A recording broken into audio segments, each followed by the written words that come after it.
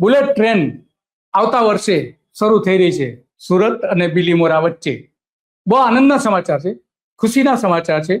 ગુજરાતના લોકો માટે ખુશીના સમાચાર છે, ખાસ કરીને શ્રીમંત લોકો માટેના ખુશીના સમાચાર છે. કારણ કે એમાં ગરીબ લોકો કે મધ્યમ વર્ગના લોકો બેસી શકવાના નથી. 5 થી 10,000ની ટિકિટ હશે એની, મુંબઈ જવું હોય તો લગભગ પ્લેન જેટલી જ. તો પણ ગુજરાતના લોકો ખુશ છે. પરંતુ એ ખુશીની વચ્ચે જ્યાં સામાન્ય લોકો અવર જવર કરતા હોય છે એવા પુલોની અવદશા છે, જે ચાલીને જવા માટેના અનેક બ્રિજ અંગ્રેજો બનાવીને ગયા છે. અમદાવાદમાં પણ આવો એક બ્રિજ છે, સુભાષ બ્રિજ, જે બંધ કરી દેવાયો. એના બરાબર બાજુમાં રેલવે બ્રિજ છે. એ રેલવે બ્રિજમાં અંગ્રેજોના સમયમાં એ લોકો ચાલીને જઈ શકે એવો એની સાથેનો એક અલગ બ્રિજ બનાવવામાં આવેલો હતો. તો એ બ્રિજની અત્યંત ખરાબ હાલત છે કે જ્યાં આ સુભાષ બ્રિજ થયા પછી ત્યાં જબરજસ્ત ડિમાન્ડ ઊભી થઈ છે અને લોકોનો ધસારો જોવા મળી રહ્યો છે. તો આમાં સવાલ એ ઉભો છે કે આપણે ગંભીરા પુલની જે તૂટી પડવાની ઘટના બની હતી, લગભગ એવી જ અવદશા છે. મોરબીનો જે પુલ તૂટી પડ્યો હતો, લગભગ એવી જ અવદશા આ પુલ નીચે. લોકો ચાલી શકતા નથી. ચાલે તો ઊંચા નીચા જે એના પતરાઓ જે છે બધા થઈ ગયા છે ફૂટ ઉપરના. તો એ બધી જ ઘણા બધા સમસ્યાઓ છે અને એ સમસ્યાઓ ઉપર આપણે વાત કરવાના છીએ. પરંતુ આપણે આખા ગુજરાતમાં આ ગંભીરા પુલની ઘટના બની પછી આખા ગુજરાતમાં 281 પુલ જોખમી હતા એવો એક અહેવાલ પણ મૂકવામાં આવ્યો હતો. એમાં જે સૌથી વધારે જે પુલ બને છે એ મોટા શહેરોમાં 17 મહાનગરપાલિકાઓમાં લગભગ 800 જેટલા પુલ છે. બધા જ ગણી લે, રેલવે સહિત ગણીએ તો આ પુલોમાં ભારે અવદશા જોવા મળે છે. અને કેન્દ્ર સરકારની જે એક સંસ્થા છે ને અહેવાલ બહાર પાડ્યો કે ગુજરાતમાં કેટલા પુલો જોખમી છે. 18 નવેમ્બર 2019ના રોજ સરકારે જાહેર કર્યું કે ગુજરાતમાં 75% પુલ જર્જરિત હાલતમાં હતા, જે સર્વે કરેલા હતા એમાંથી. તો આ અત્યંત ગંભીર બાબત છે, કારણ કે 2018માં દેશમાં 17 રાજ્યોના 425 પુલ આ જે અત્યંત ગંભીર છે એ તપાસવામાં આવ્યા હતા. એમાંથી 425 માંથી 281 પુલ ઢાંચો વગેરે ખામી જણાયા હતા અને એમાં 75% ગુજરાતના હતા. તો ગુજરાતમાં પુલ બને છે પણ એની અવદશા પણ અત્યંત ખરાબ છે. તો આ સાબરમતી બ્રિજ પાસે જે રેલવે બ્રિજ બનેલો છે એના પરથી જે વોકવે આમ છે, લોકો ચાલીને જાય છે, તો એની કેવી દશા છે આપણે મુકેશભાઈ આપણી સાથે વાત કરવાના છે. ત્યાં સુભાષ બ્રિજમાં રહે છે અને લોકોના પ્રશ્નો સતત તેઓ ઉઠાવતા રહે છે. તો એ વાત કરશે મુકેશભાઈ કે ત્યાં કેવી પરિસ્થિતિ છે. મુકેશભાઈ, તમારું સ્વાગત છે તો ગુજરાત રિપોર્ટમાં.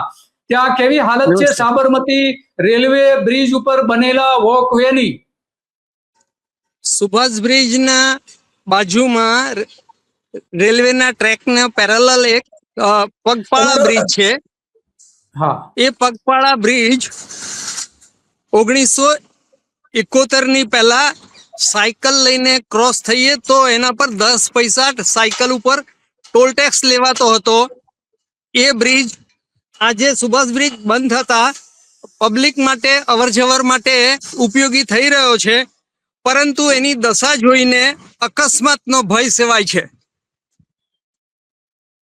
અકસ્માતનો ભય સેવાય છે. હા, તો એ પુલ બતાવશો કે પુલની હાલત કેવી છે, બતાવશો? હા, આ પુલ આપણે જોઈ રહ્યા છીએ. સાબરમતી નદીના ઉપર પુલ છે. આ જે પુલ દેખાય છે, પુલ બની રહ્યો છે, બુલેટ ટ્રેનનો પુલ છે. હા, બુલેટ ટ્રેનનો પ્રોજેક્ટ બિલકુલ પેરેલલ ચાલી રહ્યો છે. આ એની મશીનરી છે, એના પિલર્સ છે. લગભગ પેલો પુલ બને બતાવો. પુલની કેવી પરિસ્થિતિ છે, પુલ આખો બતાવો. યસ.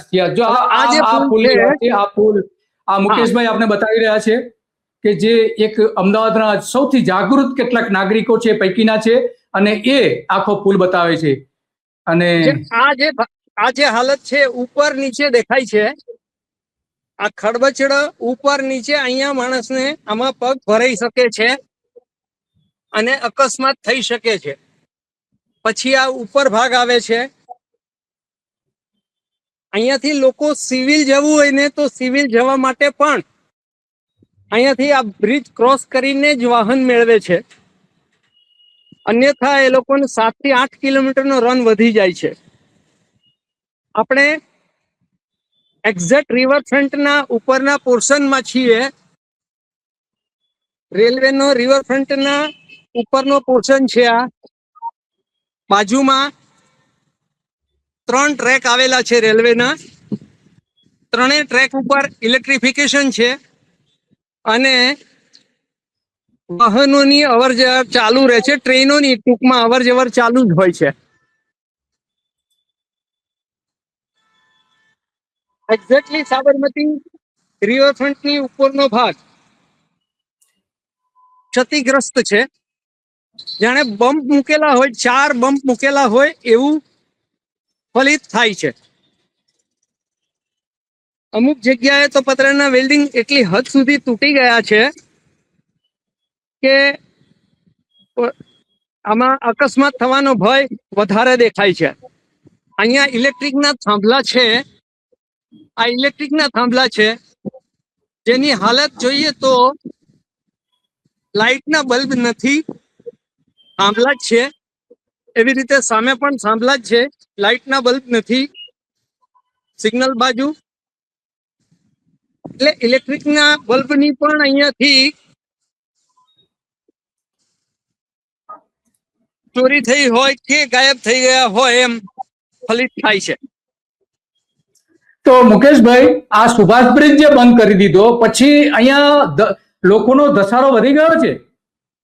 એટલે સુભાષ બ્રિજનો આના સિવાય બીજો કોઈ વિકલ્પ જ નથી. જે ગરીબ માણસો છે જેને રિક્ષાને ભાડું પરવડતું નથી ને 7-8 કિલોમીટરના પોતાનું બચત કરવા જાય તો એના માટે બીજો કોઈ વિકલ્પ છે જ નહીં.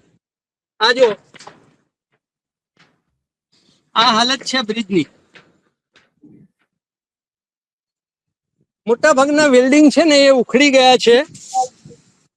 પહેલા અહીંયા લાકડાના સ્લીપર્સ, રેલવેના જે સ્લીપર્સ આવતા એને મૂકીને બ્રિજ બનાવવામાં આવેલો અંગ્રેજોના શાસન. 1970 મેં આના ઉપર સાયકલ ચલાવેલી છે અને ટોલ ટેક્સ ભરેલો છે. 10 નવા પૈસા ટોલ ટેક્સ હતો.